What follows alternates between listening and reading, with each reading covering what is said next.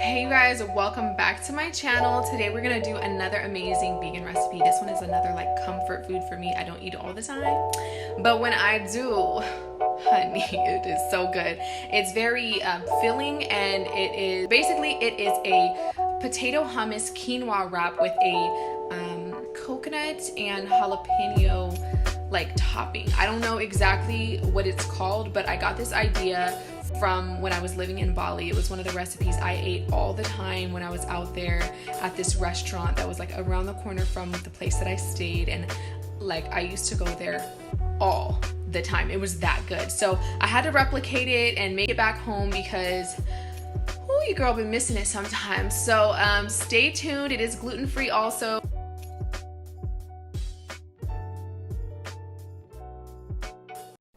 Okay, so we have these russet potatoes here. I'm going to rinse them off, and then I am going to fill up the pot of water to get them ready to steam.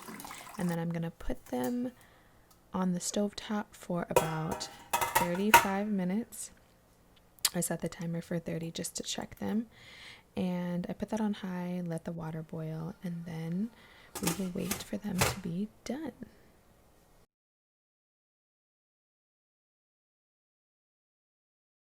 Okay, you guys, so we got the potatoes extra steamy. I steamed them for about 35 minutes on high, and you want to make sure that when you stick your knife through them, they just like poke right through, like really easy. That's how you know they're done.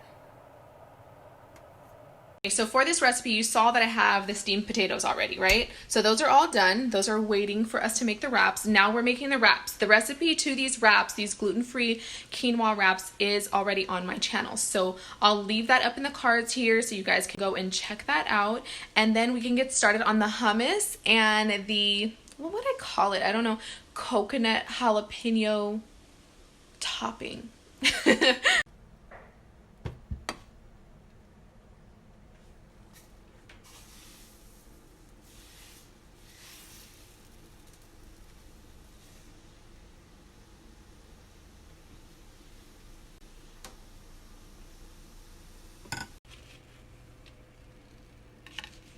Okay, so another thing that I wanted to note is hummus is like one of those things that you just can't buy at the store.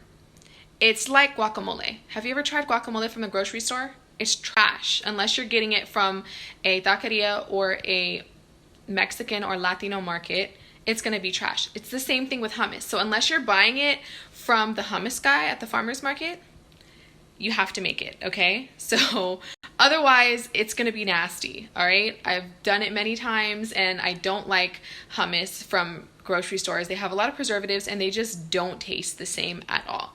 So that's why we're making our own, and it's super easy, so let's get to it. Another thing, if you make your garbanzo beans, save that garbanzo bean water. It's called aquafaba, okay? It's kind of like an egg consistency that we can add also to the hummus to make it a little bit more creamy, okay? So don't throw that away. So let's make this hummus. So you are going to need some garbanzo beans. We're going to use 1 can, which is about 1.5 cups of garbanzo beans if you're going to make them fresh. I personally love them fresh, but right now for the purpose of the video, we are going to use canned garbanzo beans, 1 lemon, a few cloves of garlic, tahini, which is basically roasted sesame seed butter, some pink Himalayan salt, cumin, and a blender. All right, let's get started. Now the easy part. Let's just pour it all into the blender. So we got our garbanzo beans. We're gonna do 1 heaping teaspoon of cumin. We are going to do 4 cloves of garlic. And I'd say about 2 heaping teaspoons of tahini. We're most likely going to do the whole lemon. Make sure you catch the seeds too, but I'm trying to record this at the same time, which is fun. So I'm going to do the other one off camera. About 1/2 teaspoon of pink Himalayan salt. I'm going to use this crusher and estimate it and put some in there next. Easy, right? So now I'm going to put this top on and blend it. Okay, so we have them in there. We are going to turn this on low to start. We're most likely going to add some aquafaba, but let's just see how it goes.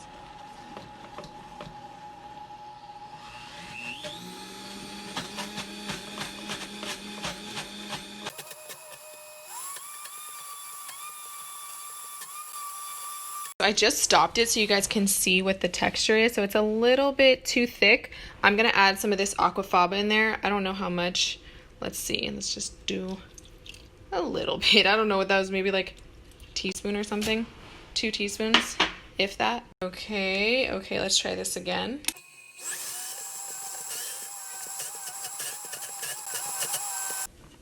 Okay, so let's take a look at the texture here. Yep, that's a lot more like it. Now, a lot of people like to add olive oil to their hummuses. That's like traditional way, but we're not going to add a ton of extra fat. So we're going to leave it at that. You know, your girl want to taste everything. So I got a little piece of one of the flatbreads or the wraps. And I'm dipping it in here. Ooh.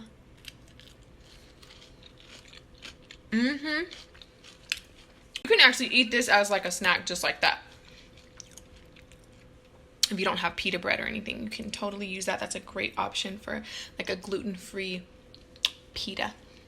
All right, let's move on. So here we have our hummus. This is the texture that we have. Now, I'm over here snacking, y'all.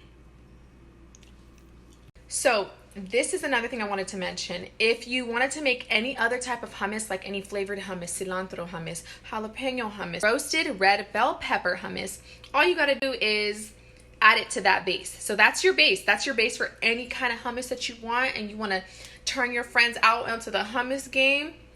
Ooh, honey, that's a popular one. So definitely try those out. Who's next? Don't mind me, y'all. I'm by myself just having a great time. But that's from that that one TikTok where it's like, I don't know, they're like, who's next? And they're hella dancing.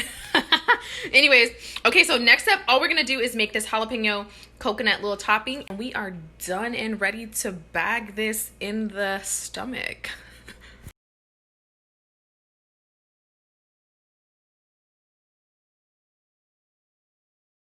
So for this topping, it's super simple. All you need is a brown coconut. Make sure that it is a good one.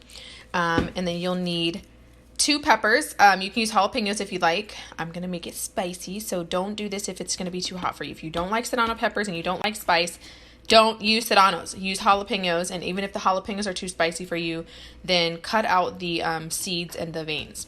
I'm going to use 1 lime. You can also use lemon if you'd like, and some sea salt.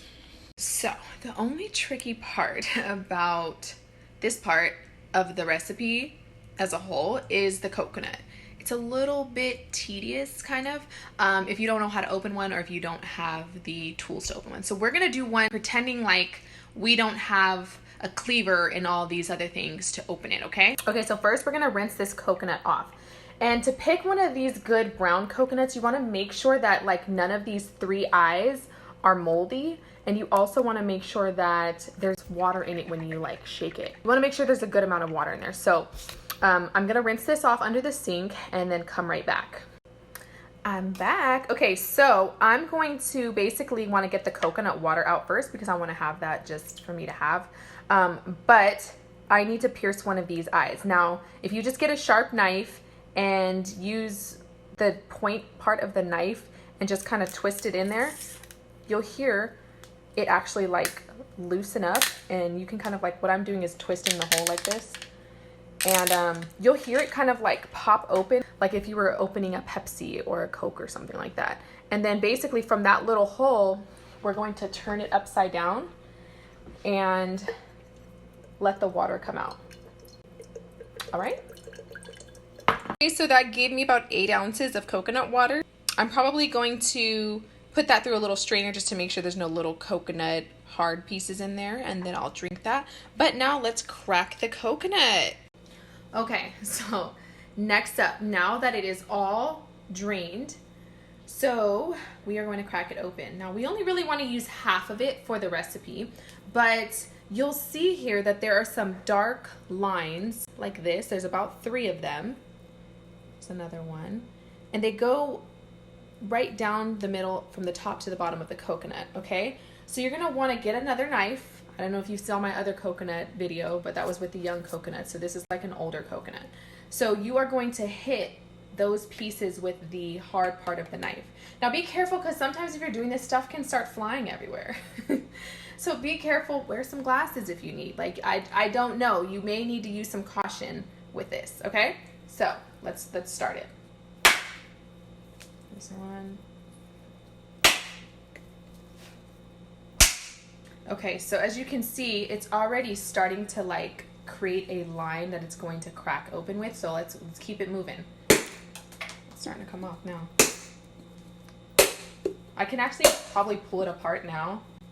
Let's see. So as you can see, there's like a crack there. Yeah, it's already gonna open up now. Yes, who's next? Another helpful tip here. So when you're cracking these coconuts open and even drinking the water, there are going to be some bad ones, and that's why I always buy like 2, because sometimes they're going to smell very strong, almost like a, I don't know, you'll know when you open it up though that it's not right, like, or even when you taste the water, it won't taste like really sweet. So that one, if you get one of those, it's not going to work. You have to get a good one. Just like a disclaimer, okay? Okay, so here's the part that gets a little tricky. Let me rinse this off. One more time. Okay, so the reason that this part gets a little tricky is because you want to have like a really sharp knife and you're going to cut into this, and then you want to separate the coconut meat from the actual shell, okay? So if you know a better way to do it, do your thing, boo. What I'm going to do is just make some cuts in here, and what I'm going to do from there is then like just lift. Obviously, like that's a little piece there, but you just are going to lift up, go in between the shell, and it can be a little tedious. Sometimes it'll come off in really big pieces, and other times it can come off in like small pieces, but that's why you want to make that cut or that incision first. Incision like we're doing surgery. And just be careful because you don't want to like hurt yourself, especially if you have a sharp knife. So I'm going to do that, and then I'm going to come back. Basically, it'll come off in little pieces or big pieces. Okay, so once I got to like the round part of the coconut, I used this spoon to kind of like go under and like scoop it out. So as you can see, I have some coconut chunks here. I'm going to rinse them off really quick, and then we'll put them in the blender and make our little topping, okay? As you can see, I have the coconut here, and it's okay if it has the brown part on it, as long as it's not the thick, hard part of the shell. So I'm going to pour that into the blender. Oops, some just fell off. Let's put those back in there. Then I'm going to put the 2 serrano peppers. If you're using jalapeños, that's fine too. I cut off the end, obviously, like the stem. And then we are going to add the lime juice from the lime.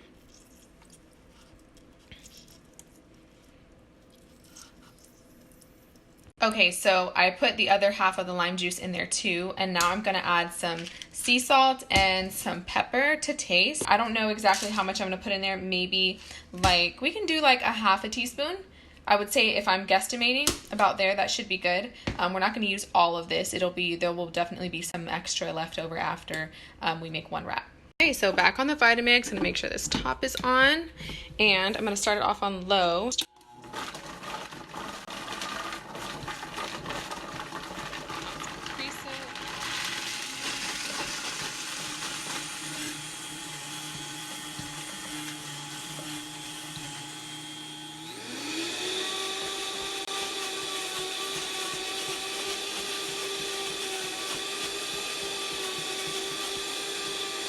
So if you want to take a look at it, this is how it should look, all nice and like shredded and put together.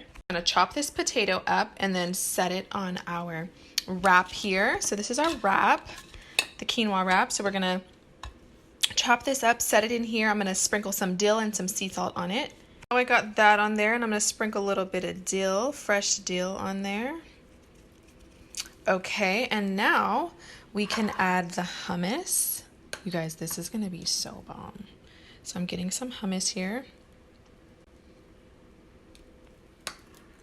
Let's do about like a 2 heaping spoonfuls.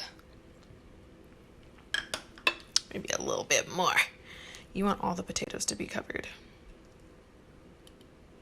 Next up, we have this coconut. I'm just going to call it a chutney.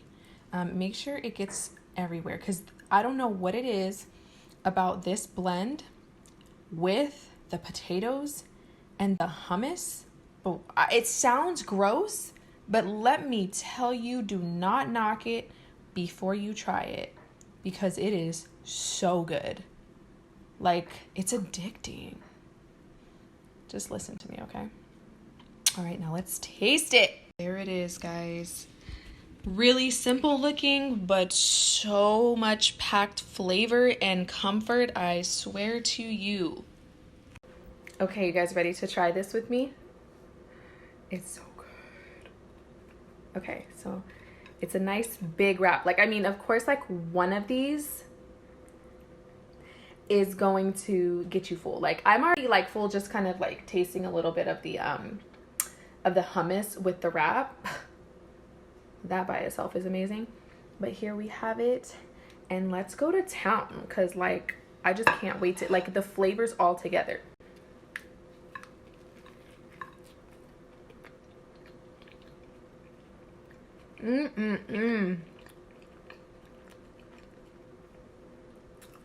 It's like the potatoes being steamed are so soft too. And you want to make sure that you get all of the flavors in one bite.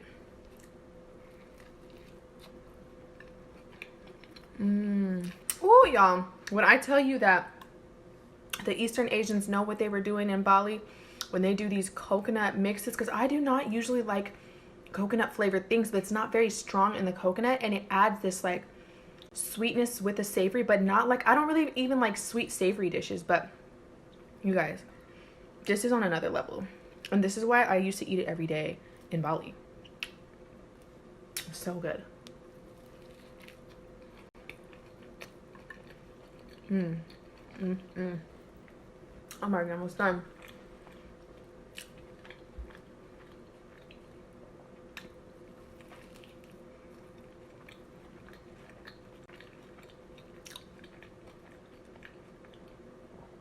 And with the wrap too. Woo!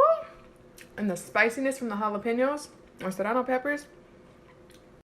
Y'all know when I'm eating, my bottom lip always gets this lipstick on the bottom here. Listen, it's that good. But it may fall, you know, some of it may even fall out. Add that right back in there. Keep on going.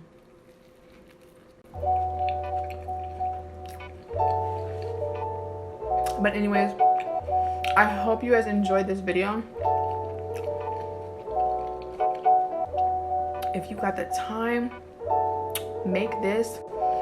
It is just so good and like easy to me.